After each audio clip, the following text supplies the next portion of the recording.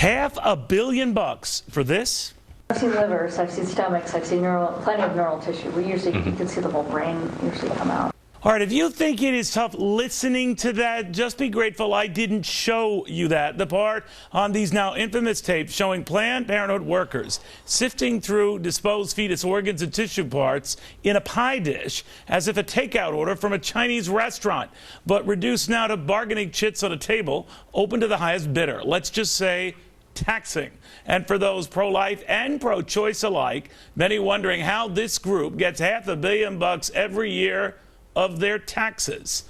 Welcome, everybody. I'm Neil Cavuto, and suddenly things aren't going as Planned Parenthood. A judge just stopping the release of still more damning tapes. But is the damage already done to Charles Payne, Ben Stein, Jerry Willis, and Jessica Tarlov? All right, Charles Payne, to you first. You say defund Parenthood. Right now, the whole Planned Parenthood thing is a sham. Absolutely. Listen, the videos weren't enough to convince you. We always talk about how we're barreling towards $20 trillion in debt.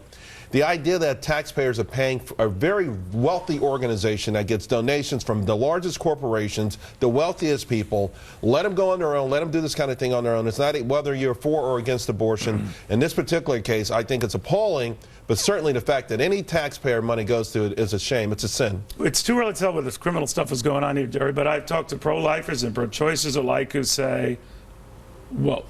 Whoa is right. That's the right response. But trying to defund it is nearly impossible. Why don't we take them to court? It's illegal to sell fetal body parts. That's what we should be doing. We should be stopping them in their steps. Why can't we defund them? Because it's Medicare reimbursements. That's the way this money goes out the door. And legally, it's almost impossible to stop that money. That's the way our government works. What do you think, Jay? Well, I don't think we should be defunding Planned Parenthood. I mean, there are no federal funds actually that go towards these abortions. It's 3% of their business. The rest of it is contraceptives, family planning. Money is fungible, though. I completely take your point, but the way the Republicans are painting this, they're not putting out all the information about how these funds are used, which I think is important. But it is making people think twice about this organization. Absolutely, making me think twice, too, as a very pro-choicer. I mean, no one would not take pause at these, but why can't we have a DOJ investigation or HHS investigation into what's going on there? We just might. But I fear where these investigations go. But Ben Stein, your thoughts?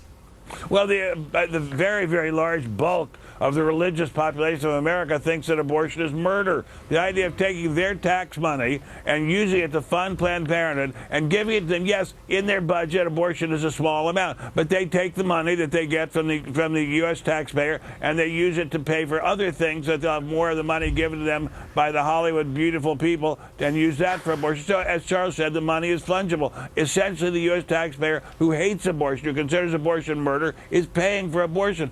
That is an outrage. All right, now we should stress here that by edict and law, no direct federal proceeds can go to abortions, but you are right about the labyrinth and the process involved here where, as Jerry was pointing out about how it's funded through Medicare, very, very difficult to undo this whole thing. Yeah, that points to a whole lot of other issues because we can't undo anything. Every time we talk about doing anything reasonable or to Ben's point, righteous, we can't do it. It's too complicated. There are too many rules. We've got to spend it. We've got to spend it. We've got to spend it no matter where it goes. And we can't have an adult, honest conversation about it or adult, honest conclusions. In this particular case, we need to find a way to undo it. What's disturbing in this, Jerry, whatever your views on abortion, they are talking about discarded fetal remains. I know.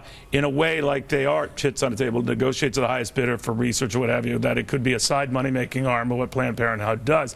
Planned Parenthood says that is not the case. But clearly they're treating this like a business transaction, and that is very, very bad for the image of Planned Parenthood. And I would think very difficult to come on. But maybe to Jessica's point, if it's given short shrift in the media or it doesn't get much attention for long, it goes away. I hope it doesn't go away. I hope some kind of action is taken. Look, is there an AG out there that will bring these people to court? This has to stop. This is appalling, and it's illegal. You're not allowed to make money on fetal parts. I'm not sure if they've made money yet. Well, we don't know that, but if they've done this, I mean, illegality at hand here, but if this gets to be a criminal affair, that has brought down a number of institutions that have at least been glommed into others. I mean, institutions that are breaking the law should be brought down, especially ones that are federally funded, at least to some degree. But I wish that the conversation was more about all the good that Planned Parenthood does. Tell me you know some what good it they does. provide. In 2013, sorry, what? Go ahead, tell me some of the good it does. Kidding?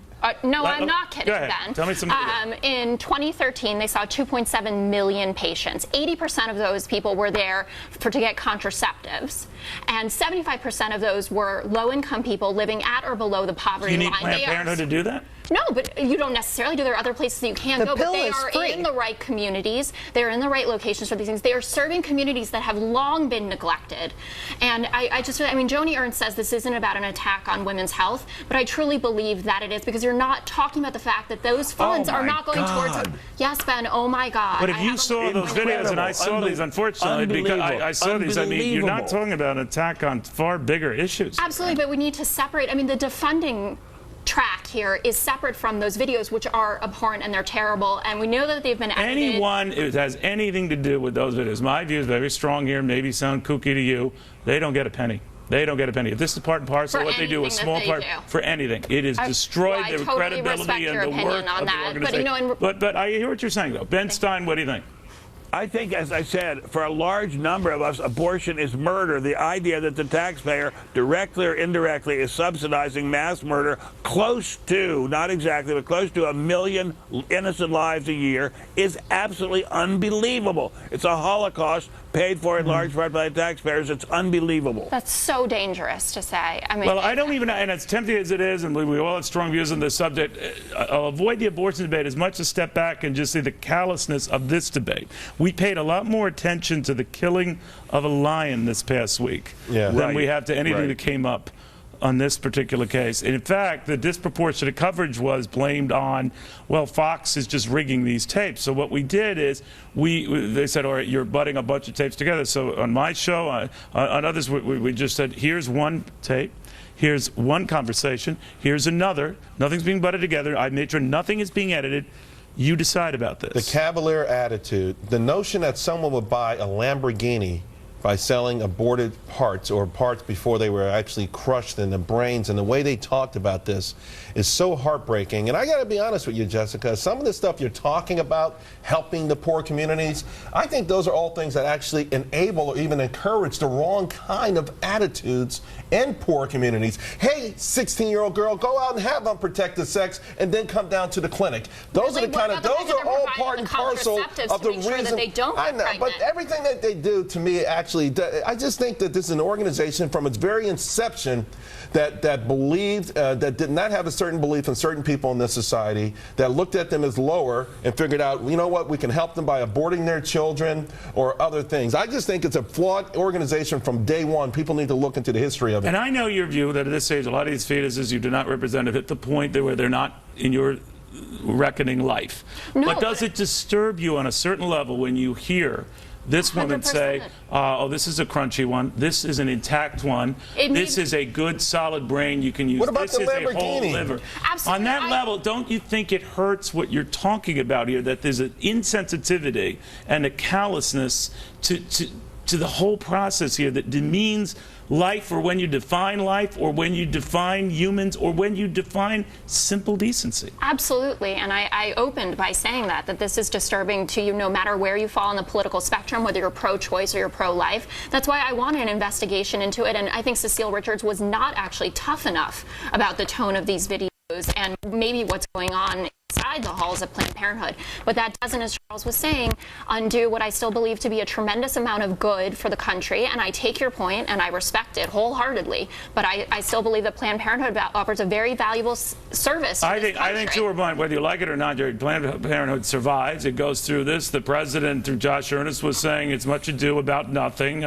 It's a Republican cabal. It's a right-wing conspiracy. I can't tell you the times I've heard that sort of stuff. So I think it goes away. But I think there's something in this that disturbs me when a judge refuses the release of still more videos. That if you saw them, if you heard them, no one would talk about anything edited. They would just be appalled. That was really frightening. I think that the squashing free speech and saying, no, you can't see these videos.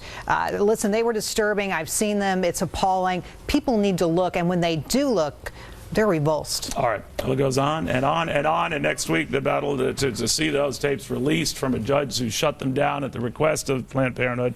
But it is a mess. In the meantime, have you ever wondered, just ever wondered, what Hillary Clinton thinks about, not this issue, about the Keystone Pipeline? Well, you'll have to wait till she becomes president to find out. So why don't you just scoot down the line?